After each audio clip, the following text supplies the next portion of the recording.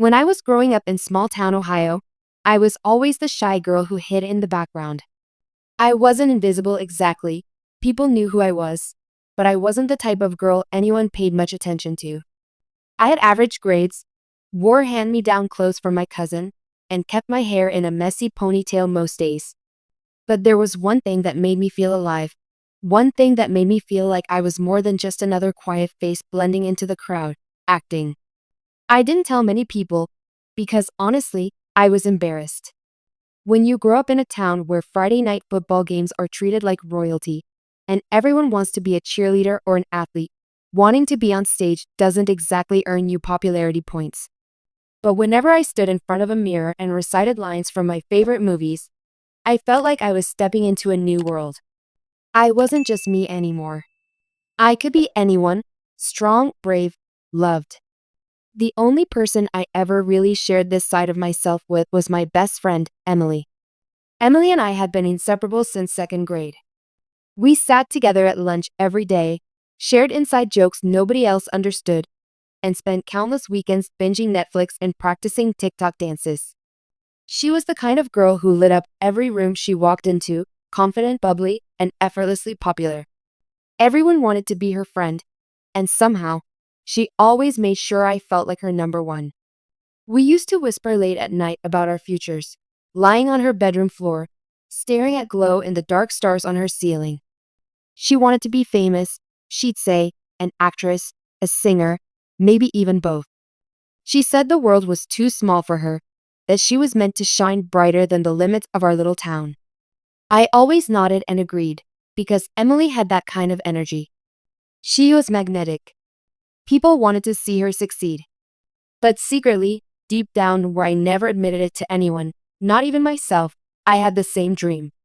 So when the school announced they were doing the biggest play in years, an actual Broadway-style production of Romeo and Juliet, I felt something stir inside me. The drama teacher, Mr. Benson, said it was going to be huge. Real costumes, real sets, an entire community fundraiser tied into it. Everyone in school was talking about it. And for the first time in my life, I decided I was going to take a chance. I didn't tell Emily right away. I knew she was going to audition. She always did for plays. She was good, too. She'd been in every school production since middle school. Everyone just assumed she'd get the lead this time, because that's how it usually worked. Emily was the girl people expected to be front and center. But when the day of auditions came, I walked into the theater with my script clutched so tightly in my hand my knuckles turned white. My heart was pounding so hard I thought it might leap out of my chest. And then I saw Emily, standing by the sign-in table, smiling at me. "You're auditioning too?" she asked, her voice a mix of surprise and delight. I hesitated, then nodded.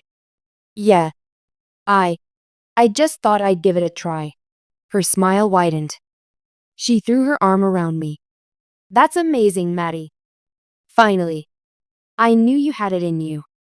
We'll do this together, okay?" And for the first time, I felt like maybe I belonged there. The audition itself was terrifying.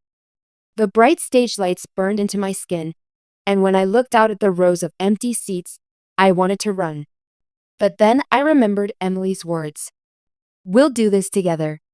So I opened my mouth and spoke the lines I had practiced every night for weeks. The ones I whispered into my pillow until I could say them in my sleep. And as I delivered Juliet's monologue, something strange happened. The fear melted away. My voice steadied. I felt strong, alive, powerful. When it was over, I walked off stage shaking, but Mr. Benson gave me a small nod, and something inside me whispered, maybe, just maybe. The cast list went up the next day. I didn't even want to look.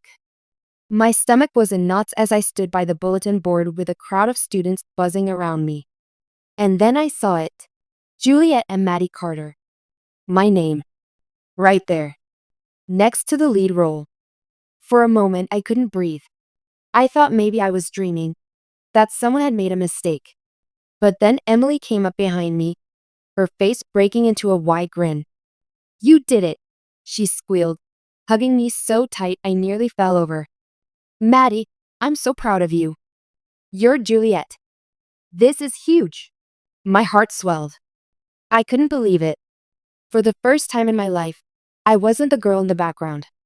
I was the lead. But what I didn't notice in that moment, what I was too blinded by excitement to see, was the flicker in Emily's eyes. The brief shadow that crossed her smile. The way her grip on me tightened just a little too much, before she quickly pulled away. At the time, I told myself it was nothing. She was happy for me.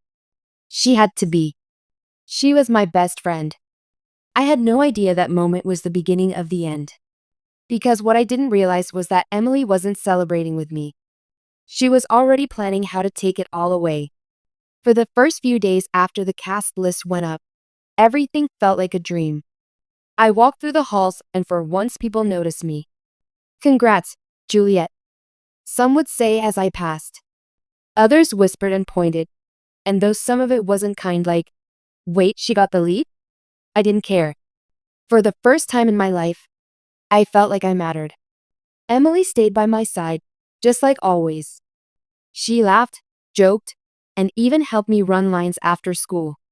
We'd sit on her porch with sodas in hand, acting out scenes. Sometimes she'd correct my tone or remind me to project my voice, and I thought she was just being helpful. But something felt different. It was in the way her smile sometimes seemed a little too forced. The way she sighed when I messed up a line.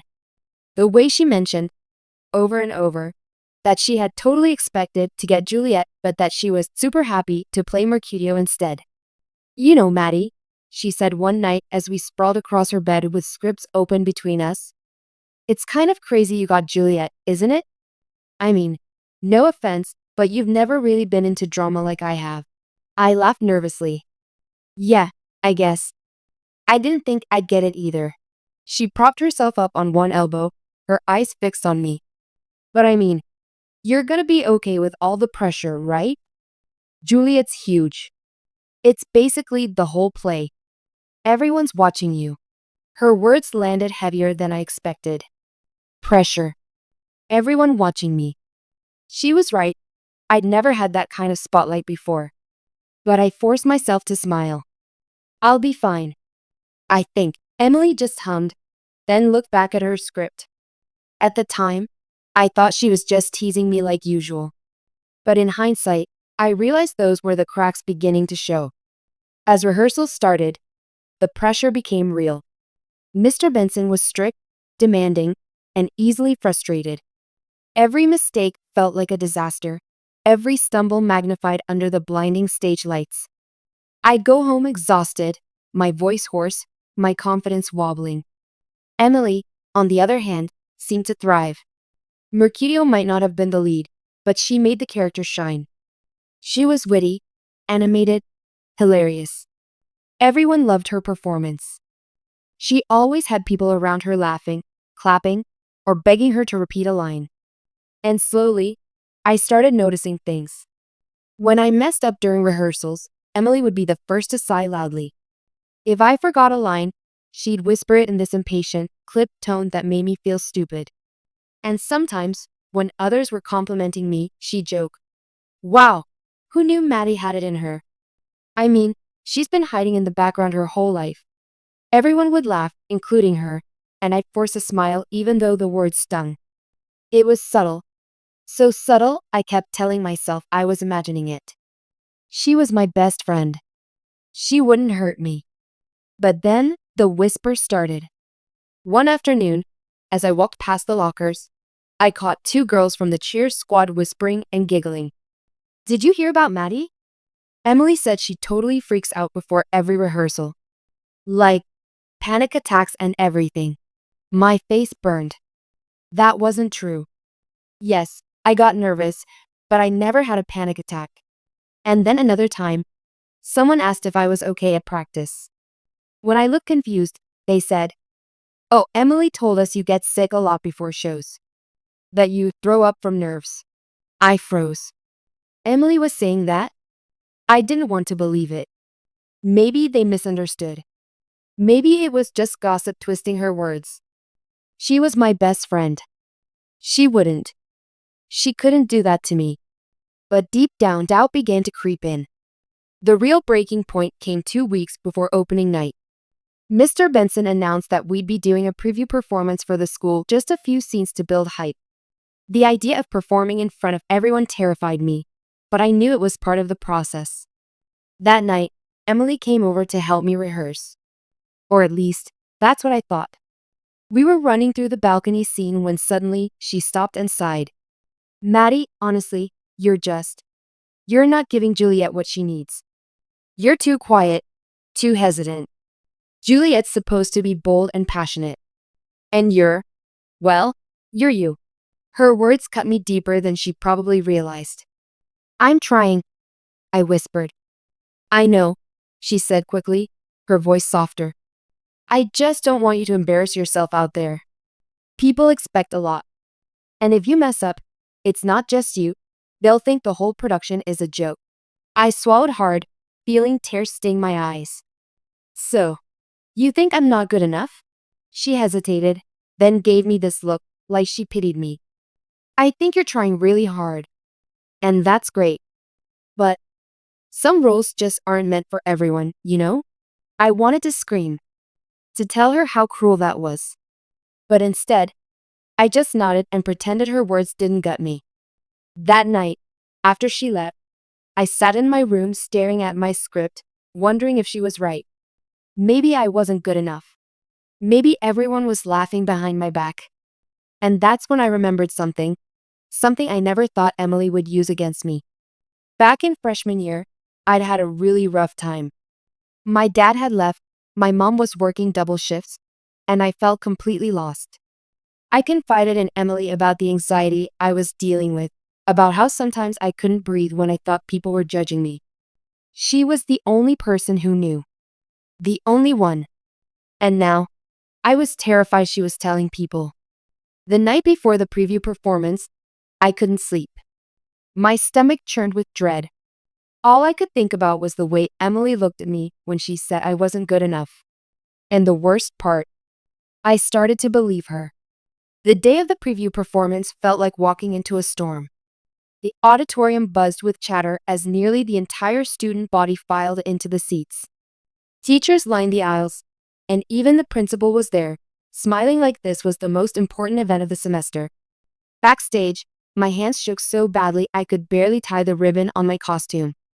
My heart raced, every nerve inside me screaming that I wasn't ready. I tried to breathe to steady myself, but all I could think about was Emily's words. You're just not giving Juliet what she needs. You're too quiet, too hesitant. She was right, wasn't she? What if I messed up in front of everyone? Emily walked over, her costume shimmering under the dim backstage lights. She gave me a once-over and smiled sweetly, but her eyes held something else, something sharper. You'll be fine, she said, placing a hand on my arm. Just don't overthink it, okay? Everyone's watching, so if you panic, just keep going. Don't freeze. Her words, instead of comforting me, only made my chest tighten more. When my cue came, I stepped onto the stage. The lights blinded me, the audience a blur of faces. I opened my mouth to speak Juliet's lines, and my voice cracked. A ripple of laughter spread through the crowd. My stomach dropped. I pushed forward, forcing the words out, trying to ignore the heat rushing to my cheeks. My palms were slick with sweat, but I made it through the scene without forgetting a line. When it was over, the applause was polite, scattered. But as I hurried off stage, my ears caught whispers, snickers, comments. She looks terrified. That was so awkward. I tried to shake it off, telling myself it was just nerves. But then, as I rounded the corner backstage, I froze. Emily was standing there with a small group of students, her voice hushed but urgent. She didn't see me at first. She's just not cut out for this, Emily whispered. I mean, I love Maddie, but you all saw it, she panicked out there. She told me she gets really bad anxiety. Like, sometimes she can't even breathe. I don't think she can handle being Juliet. Honestly, it would be better for the whole play if someone else stepped in. My blood turned cold. My chest felt like it had caved in. She was talking about me, about the secret I trusted her with, the thing I'd sworn her to keep. And now, she was using it against me in front of other people. I backed away before she noticed me, my hands trembling. My throat burned, not just from humiliation, but from betrayal so sharp it left me gasping. That night, everything between us shifted. Emily acted like nothing had happened. She texted me afterward, saying, "You were amazing. Don't stress, people are just jealous." But I couldn't even look at my phone without feeling sick. The next day at school, it was worse. Whispers followed me everywhere. People stared, smirked. Someone even muttered "stage fright freak" as I passed. My stomach churned. Emily must have told more people. And then it happened. The moment that shattered everything. It was Friday afternoon, and I was at my locker when a group of students walked by, giggling. One of them, a boy from my history class, called out, "Hey Juliet, don't forget your inhaler for opening night." His friends burst into laughter. I froze, my heart pounding. I didn't even have an inhaler. But that didn't matter. What mattered was that the rumor had spread. I turned, desperate to spot Emily, to beg her to stop, but she was already there, standing down the hall, laughing with the very same group. Our eyes met, and for the briefest moment her smile faltered. She looked guilty. But then she turned back to her friends and laughed again. It felt like a knife twisting in my chest. That weekend, I locked myself in my room and didn't leave except for meals. My mom noticed something was wrong, but I couldn't bring myself to tell her. How could I? How could I explain that my best friend, the girl I trusted with everything, was the one tearing me down? By Monday, things had escalated. Someone had posted on Instagram, "Can't wait to see Maddie panic on stage again, #drama queen." The comments were filled with laughing emojis. My hands shook as I scrolled, each word stabbing deeper. And then I saw it, a screenshot of a private text conversation. It was between me and Emily from months ago. Messages where I confess how scared I sometimes felt in crowded places, how acting was my escape but also my biggest fear. Words I never wanted anyone else to read. And now the whole school had seen them. I dropped my phone, tears spilling down my cheeks. My secret, my weakness, exposed to everyone. By the time rehearsals rolled around that afternoon, I felt like I was walking into enemy territory. Whispers echoed in the theater. People glanced at me, smirking, snickering. I tried to focus on my lines, but every word caught in my throat. My hands trembled so badly I could barely hold my script. Emily, of course, acted like nothing was wrong. She smiled, laughed, performed her part flawlessly, like she wasn't the reason my world was crumbling. But then Mr. Benson called us over. "Listen," he said, his voice tight. "There's been talk. Concerns about whether you can handle the role, Maddie. I need to know if you're truly prepared. Because if not, we'll have to make changes. This play is too important to risk." My stomach plummeted. Changes. He meant replacing me. I glanced at Emily. She avoided my eyes, but I could see it, the flicker of satisfaction in her expression. She wanted this. She wanted me gone. And for the first time, I realized something terrifying. My best friend didn't just want to shine. She wanted to shine instead of me. And she was willing to destroy me to get there. I barely slept the night after Mr. Benson warned me about making changes. His words haunted me, twisting in my mind until they felt like a sentence. If you can't prove yourself, you'll lose, Juliet. And behind those words, I saw Emily's face, the girl who used to braid my hair during sleepovers, who once cried with me when my dad left, who promised we'd be besties forever. Now she was the one smiling quietly while rumors destroyed me. The next rehearsal was brutal. I stumbled over lines, I'd once memorized by heart. My throat was dry, my voice shaky. Every mistake felt amplified by the snickers I swore I heard from the shadows of the theater. At one point, I glanced toward the wings, and there was Emily, whispering to another cast member, her hand covering her mouth as she laughed.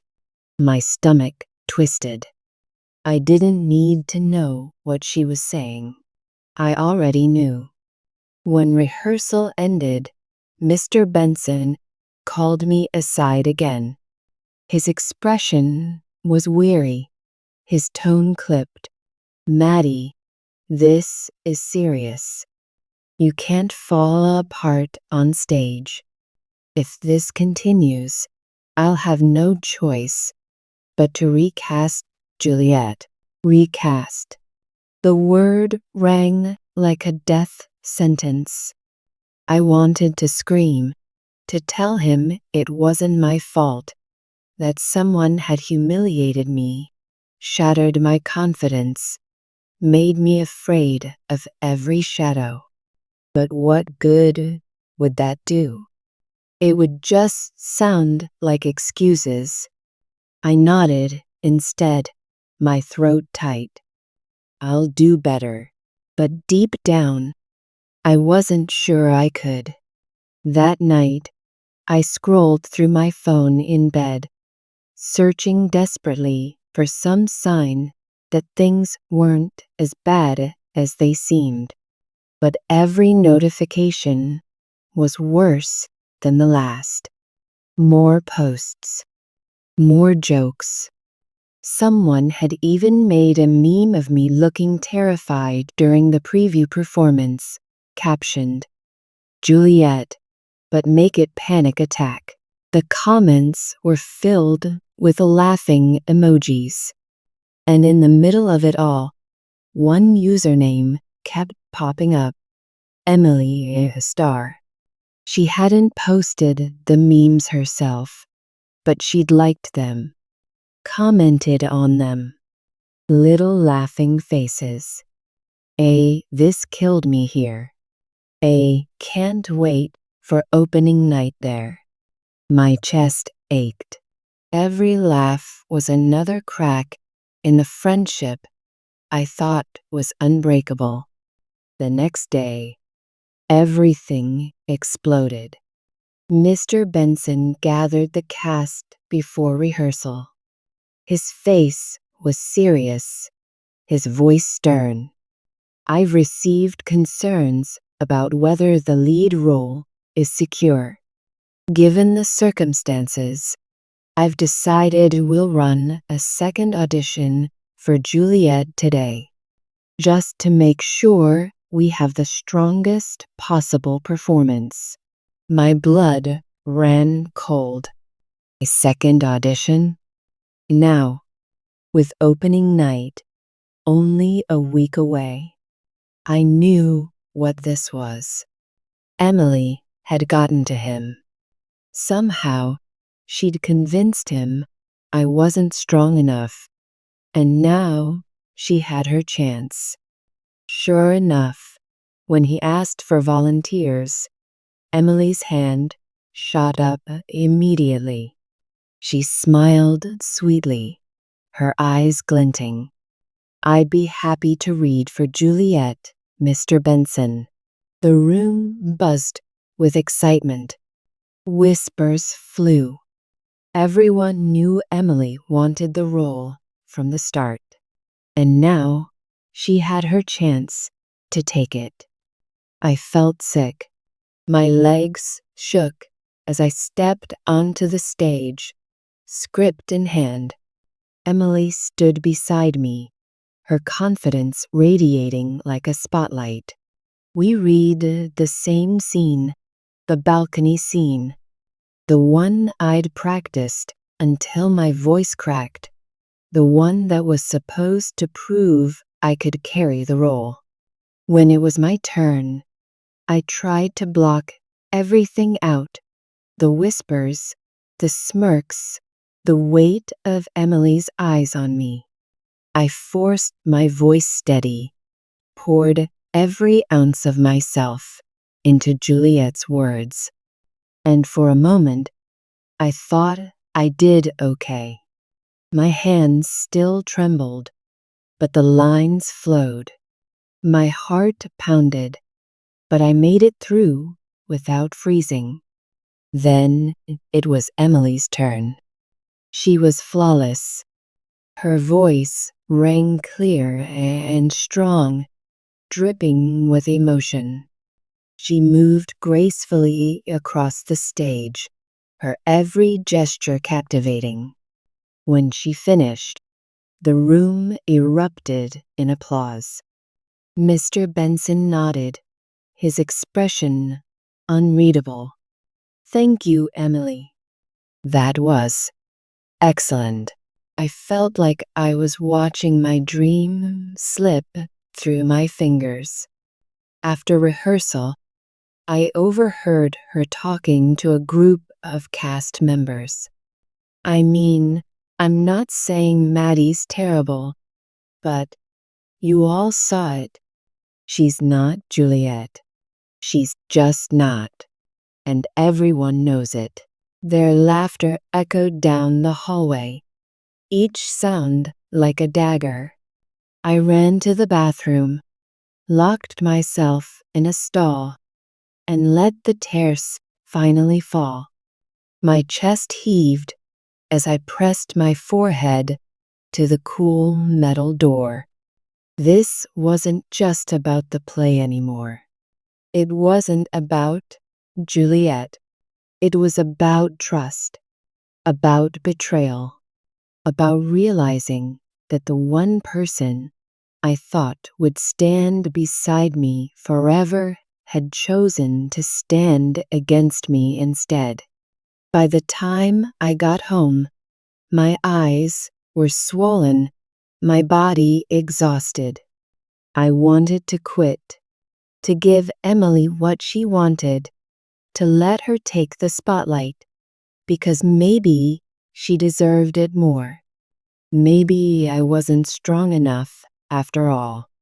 But as I sat on my bed, staring at my script, something inside me shifted. I remembered the little girl who used to stand in front of her mirror, pretending to be anyone she wanted to be. The girl who dreamed of being seen, even if just for a moment. That girl hadn't spent years hiding just to let someone else steal her chance. I wiped my tears, sat up straighter, and whispered to myself, "No, not this time." If Emily wanted to fight for Juliet, then fine. But I wasn't going to hand it to her. Not after everything she'd done. I would fight too, and I'd prove, not to her, not to the school, not even to Mr. Benson, but to myself, that I was strong enough, even if it broke me in the process. Opening night arrived faster than I could prepare for. Every day leading up to it, it felt like a blur of rehearsals, whispered rumors, and silent battles with myself. I barely ate. I barely slept.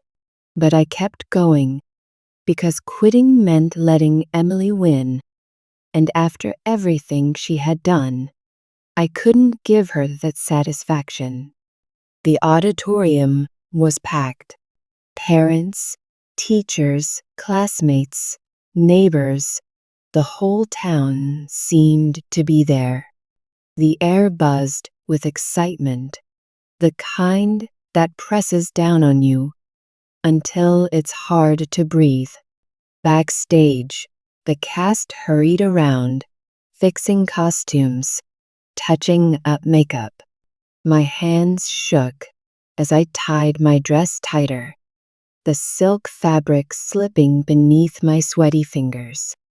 My reflection in the mirror, stared back at me, pale, nervous, eyes wide with fear. Then Emily appeared behind me, her smile bright and sharp as a blade. "Break a leg," she said sweetly, her voice dripping with false warmth. "I just hope you don't freeze up again. But don't worry, I'll be ready if you do." I clenched my fists, forcing myself not to react. She wanted me rattled. She wanted me to crack before the curtain even rose. But not tonight. Not anymore.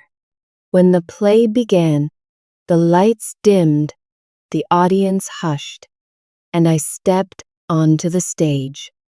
My chest tightened, but I forced myself to breathe. One line at a time, I told myself. Just one line at a time. And something happened. The fear was still there, yes, but so was something else, something stronger. The months of practice, the hours of memorizing, the nights of tears and doubt. It all poured out of me. My voice rang louder than it ever had before. My movements felt natural, my lines alive. For the first time, I didn't feel like Maddie, the quiet, overlooked girl from Ohio. I was Juliet. The audience leaned in, their eyes fixed on me. And for once, I wasn't just surviving on stage, I was shining. But Emily wasn't about to let that happen. Halfway through the second act, during a scene where she was supposed to play Mercutio with her usual wit and flair, she suddenly changed the script. She cut it in early, stepping right into the spotlight, stealing my cue. Her voice boomed, her movements exaggerated, drawing every eye in the audience. I froze, panic flooding me. What was she doing? She glanced at me, her eyes glinting with triumph. The scene stumbled, the rhythm broken. The audience shifted uncomfortably. Mr. Benson, watching from the side, frowned. My chest tightened, the old fear rising. She was sabotaging me again. If I let her, she would ruin everything.